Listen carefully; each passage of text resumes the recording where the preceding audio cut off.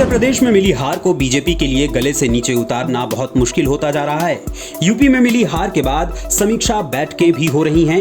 UP BJP अध्यक्ष भूपेंद्र चौधरी ने राष्ट्रीय अध्यक्ष जेपी नड्डा से मिलकर उन्हें हार की रिपोर्ट भी सौंप दी है। हार के बाद अयोध्या में महंत राजू दास और डीएम नीतीश कुमार के बीच भिड़ंत भी हो गई है।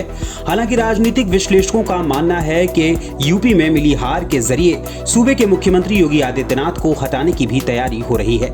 दरअसल योगी आदित्यनाथ को हटाने की बात का जिक्र सबसे पहले दिल्ली के मुख्यमंत्री और आम आदमी पार्टी के मुखिया अरविंद केजरीवाल ने ही किया था।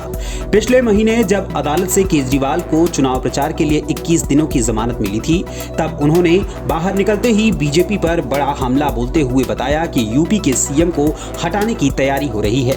उन्होंने यहां तक कह दिया कि प्रधानमंत्री नरेंद्र मोदी 3 साल बाद 75 साल के हो जाएंगे और फिर बीजेपी के नियमों के तहत अमित शाह को पीएम बना दिया जाएगा। यूपी की तरह ही महाराष्ट्र, झारखंड, राजस्थान जैसे राज्यों में भी बीजेपी के अंदर ही अंदर अंतर्कलह दिखाई पड़ रहा है। बीजेपी ने पिछले 10 सालों में जिस तरह से सरकार चलाई है, उसका कोई ना कोई दुष्परिणाम तो निकलना ही था। इस चुनाव में नहीं तो अगले चुनाव में ही सही, लेकिन ऐसा होना ही था। 2024 में पिछले 10 साल का दुष्परिणाम सामने आ रहा है। उत्तर प्रदेश में जो समीक्षा चल रही है, उसमें से लखनऊ और वाराणसी की सीटों को बाहर क्यों रखा गया, ये बातें चलते चलते कही जा रही हैं। ऐसा अनुमान है कि इन दोनों सीटों पर टॉप सीक्रेट समीक्षा होगी। जो समीक्षा चल रही है, या तो ये सीएम योगी को साफ करने के लिए हो रही है या फिर लीपापोती करने के लिए चल रही है। कोशिश हो रही है कि जितना योगी पर आंच आ सके आ जाए।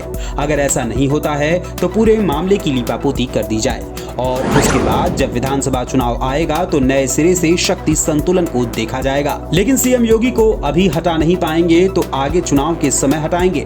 योगी इकलौते ऐसे सीएम हैं जो पीएमओ के निर्देशों का अपने मन मुताबिक पालन करते हैं। योगी ने संघ प्रमुख मोहन भागवत से भी पर्दे के पीछे मुलाकात की है।